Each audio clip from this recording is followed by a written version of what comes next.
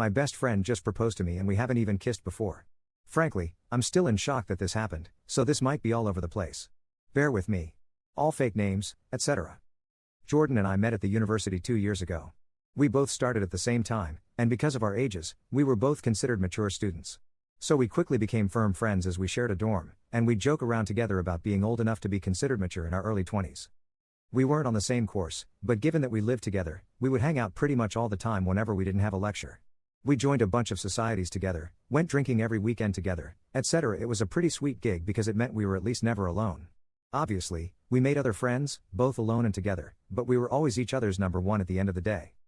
At the moment, we're on spring holidays for Easter. And while we haven't hung out constantly, we decided to make plans to visit each other's hometowns because we're from very starkly different places. Today, we went to mine. Mine is a big city. This morning we went there and were wandering down the streets, doing some sightseeing, because he's never been. There's typically a lot of street sellers here, trying to sell you everything from hot dogs to fluffy Pokemon hats. I decided I wanted to get a caricature done. I've never had one, and I thought it would be funny to get it and hang it over my bed when we got back for term. I asked Jordan if he wanted to get in, and he refused. No worries, so I sat down to get it done. They don't take very long, 5-10ish minutes, so I looked straight forward at the artist the entire time. He finished the caricature, and I loved it. So obviously, I turned to show it properly to Jordan. When I turn, I literally don't even know what to say. He's down on one knee, holding up a ring box. I don't even really know what he said, if he did the whole proposal speech thing, because I was so confused, I was barely paying attention. Remember again, this is a super busy tourist city, so this has drawn a mini crowd now, coming over to cheer us on. I couldn't help but burst into laughter. To be honest, I thought this was some kind of odd prank type thing. We never have been prankster types or whatever, but I couldn't come up with a reasonable explanation. So I just laughed and laughed and laughed. Until I looked at Jordan, and he looked genuinely heartbroken. So obviously, I asked him something along the lines of, "You are not being serious?" This is the only thing I remember him saying. He shut the box, stood up, shrugged, and said, "I guess not anymore," and walked off. This left me standing pretty awkwardly in this gathered crowd of people, a lot of whom were giving me dirty looks, which made me incredibly uncomfortable. The plan was to meet back up at a hotel where we had booked rooms next door to one another. So I figured that's where he's going and head back that way. But he's not there. So I wait, and he still doesn't return. I texted him out of concern. This was at 1:15 p.m., it's currently 6:20 p.m. as I'm writing this, just asking if he's okay. He responds with a long message back, which I would post, because it's an odd read, but I won't out of respect for his privacy, in which he basically accuses me of leading him on, asking why I didn't break up with him sooner, saying I had publicly humiliated him and that he thought I loved him the same way and that he felt our relationship was strong enough to consider taking the next step. Now this is completely out of left field. I literally have no idea where in the world he's got this idea from. The closest we've ever physically been is a hug and goodbye. I've never even jokingly flirted with him, for exactly this reason. I've had too many friendships collapse because they can't tell the difference between serious and interesting banter in friendships, so I've been extra careful not to. We've never kissed, never been on a date, and never had sex. I do not find him physically attractive, and I wouldn't want to be in a relationship with him. I don't understand where on earth he's got this idea that we are. This isn't something he's ever brought up before, and I'm genuinely bewildered. He hasn't returned to the hotel yet. I periodically knock to check, and I've been listening out for him walking up the hallway or anything. Nothing. I haven't responded to his long paragraph because, honestly, I don't know how to. I'm just so stunned and taken aback that I genuinely have no idea where to go from here or what to do. I haven't told anyone I know in person yet, mostly because I don't want to bring this up to people who know Jordan. So here I am turning to strangers on Reddit instead. What in the world do I do? Update 1. Jordan did, in fact, not come back to the hotel. I stayed up until 1 a.m. before falling asleep, and he didn't return. When I woke up the next day, the hotel staff let me know he had checked himself out at about 6 a.m. I did end up responding to his big, long text. I took everyone's advice and told him that I was sorry it didn't go as he had expected but that I wasn't sure where he'd got the impression we were together.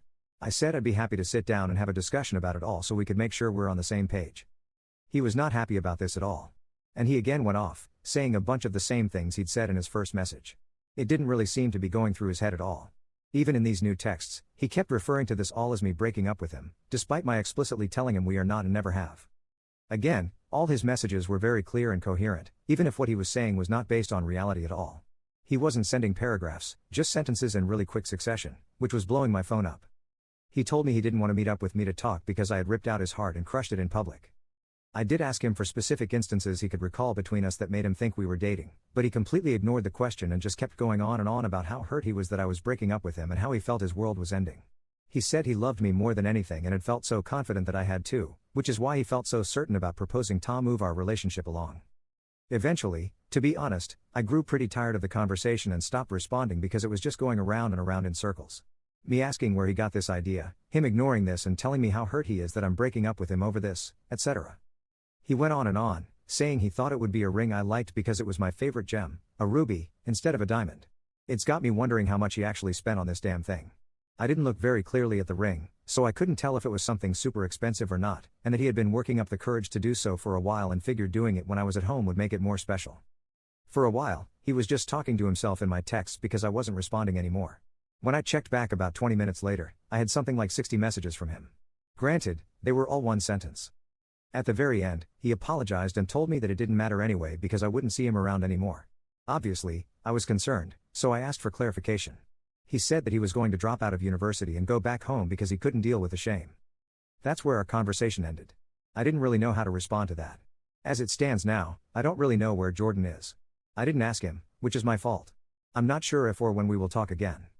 I'm sorry, this is quite a boring update. Unfortunately, I can't excite everyone with and then he turned up at my door, and then he sent me flowers, or whatever. It feels like a lot is unanswered. I still don't know where he got the idea we were saying from, he hasn't explained that. So I'm sorry, I can't give everyone that answer. I haven't reached out to his family yet. I did consider it, but if he's not having a mental health crisis, I don't really want to involve them unnecessarily. Update 2. So adding on, a lot of people said I should ask our mutual friends if he's ever brought this up before. Ever suggested we were dating, etc. All of the people I've asked, granted, it was only 5, said that they've not got a clue, and he's never mentioned it before now. I don't know then if this is something that he's just started thinking about, if it's been something long term, etc. Either way, in addition, I've also screenshotted all of his texts, etc., just in case. Reading back on them with a slightly less confused mindset, they read pretty manic. I still haven't heard back from his mom just yet. Edit. Hey, I'm not dead. I'm back at my parents' house at the moment, and I'll be staying here until school picks back up in a bit instead of traveling around. It's nice to be home anyway. Final update. Hey, it's me again. I'm still doing okay and hoping this will be the last update I need to make. Granted, I thought the last one would be the last. I did say I wasn't going to make another update unless something significant happened. That's why it's been a week, so I'm sorry for the silence. Following my update post, Jordan's mom did message me back on Facebook that same day. We had a chat for a little while, she's a really nice lady. She agreed though that this was incredibly out of character for Jordan, and in fact, she mentioned a few other things that she had noticed as being off about him in the last few weeks. Nothing crazy, just things here and there she'd never known him to do or say.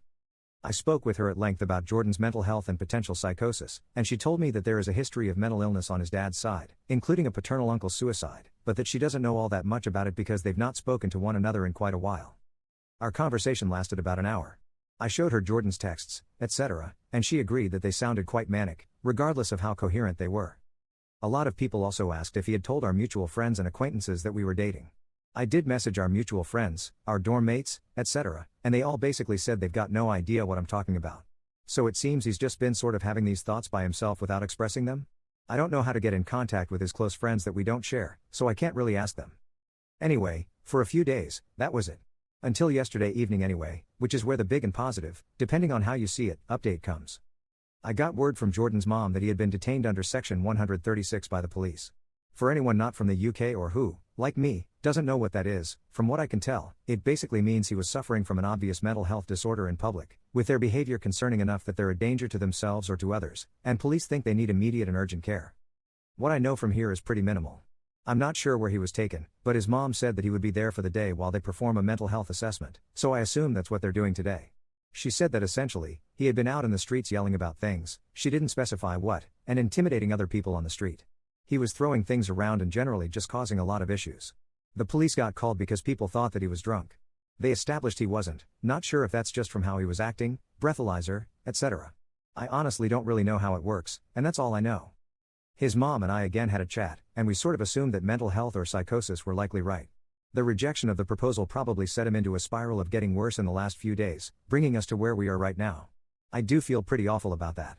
I'm doing my best not to blame myself, but it's hard not to feel like I caused it. Either way, he is currently with the police, mental health professionals, etc., likely being assessed. I don't know how the system works, so I'm not sure what will happen beyond this point. If someone with more knowledge wants to chime in, please do. I'm hopeful, though, that this will mean Jordan will be able to get some help with whatever it is he is currently dealing with. My hope is therefore that I won't need to update again, and this can end here. I have yet to speak to the university about the situation. I'm not really sure how or if I should approach that, so I'm leaving it be for now. This has been a whole lot of emotion, and I really appreciate the help of everyone on my last 2 posts. Again, I won't update again now unless something major happens, but I highly doubt I will learn much more. Thanks again, everyone, and thanks for following along. It's been really reassuring to have this support and people with way